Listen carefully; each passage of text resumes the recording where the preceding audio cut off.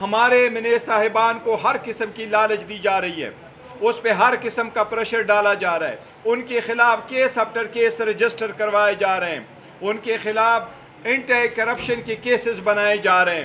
اس کا صرف مقصد یہ ہے کہ ان کو فورس کرے کہ ان کی لائلٹی چینج کروائے۔ یہ آئین کی خلاف ورزی ہے، یہ سپریم کورٹ کی 13 ممبر بینچ کی خلاف ورزی ہے کہ پاکستان تحریک انصاف کو وہ ریزرو سیٹیں جو سپریم کورٹ نے ریزرو سیٹیں پاکستان تحریک انصاف کی ڈکلیئر کی ہے، وہ سیٹیں پاکستان تحریک انصاف کو نہ ملے۔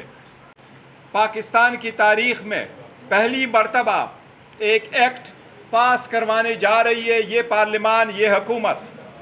یہ ایک بل سبمٹ ہوا ہے، الیکشن ایکٹ 2024، جس کے برو پہلی مرتبہ کوشش کی جا رہی ہے کہ پاکستان سپریم کورٹ کی فل کورٹ کی ججمنٹ کو اوور رول کرنے کی کوشش کی جا رہی ہے، اس کے خلاف ورزی کی جا رہی ہے۔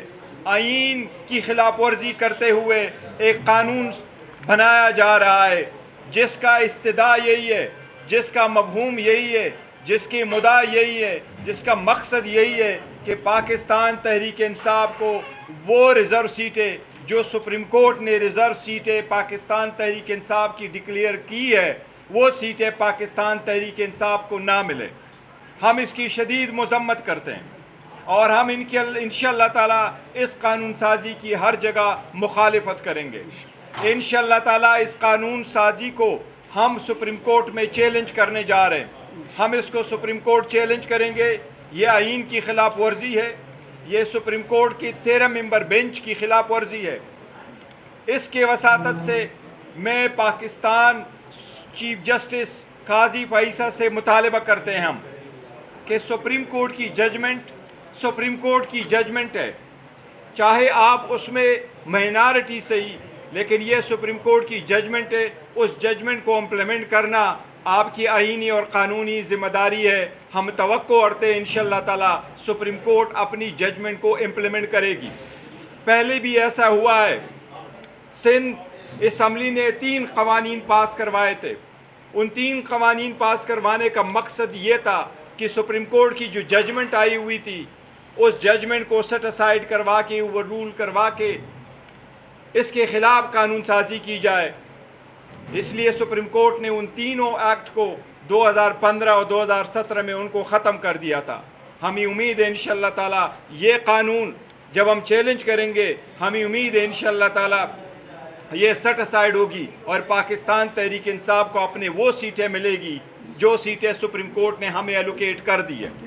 ہم سپریم کورٹ سے یہ بھی استدعا کرتے ہیں کہ 41 MNA صاحبان نے اپنی جو سٹیٹمنٹس ہے وہ جمع کرا چکے ہیں، اس کے ساتھ ہی پاکستان تحریک انصاف ان کی کنفرمیشن کر چکی ہے جس طریقے سے سپریم کورٹ کی ہدایات تھی۔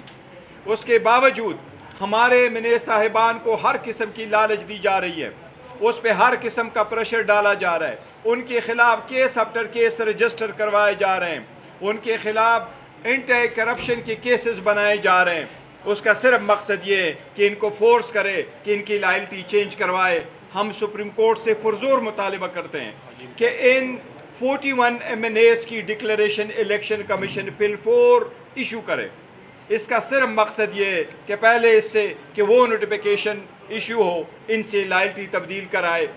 انشاءاللہ تعالیٰ یہ کبھی لائلٹی نہیں چینج کریں گے، یہ خان صاحب کے سپاہی ہے اور ہمیشہ خان صاحب کے ساتھ رہیں گے۔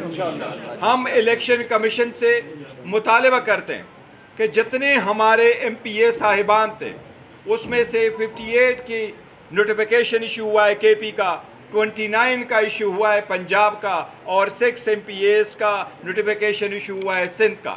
ہم سپریم الیکشن کمیشن سے مطالبہ کرتے ہیں کہ جلد سے جلد باقی MPA صاحبان کا بھی نوٹیفیکیشن ایشو کیا جائے، اور سپریم کورٹ سے درخواست ہے کہ ہمارے MNAs کو پروٹیکشن دی جائے۔ ہم آپ کی طرف دیکھتے ہیں، ہم نے بارہا کہا ہے کہ سپریم کورٹ کی ججمنٹ ہے، کسی کو اٹھایا نہیں جائے گا۔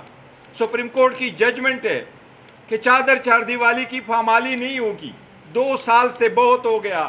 حاجی امتیاز صاحب وہ آج بھی اس ایوان میں نہیں آ سکے، وہ بارہا مجھے کہتے رہے میرے اوپر پریشر ہے، یہاں سے جس وقت گئے راتوں رات ان کو اٹھایا گیا، اور یہ ایک تعجب کی بات ہے، اس کو کرپشن کی کہہ رہے ہیں کہ 3 لاکھ روپے کی کرپشن کی ہے، لیکن جو سٹیٹمنٹ سامنے آئی وہ گواہ یہی کہہ رہا ہے کہ یہ تو میری سٹیٹمنٹ یہ نہیں دی ہے کہ کسی نے مجھ سے 3 لاکھ روپے کرپشن مانگے، مجھے تو یہ کہا گیا کہ آپ کے لیے لائسنس بنا رہے ہیں یا آپ ایک ڈاکومنٹ پہ سائن کریں۔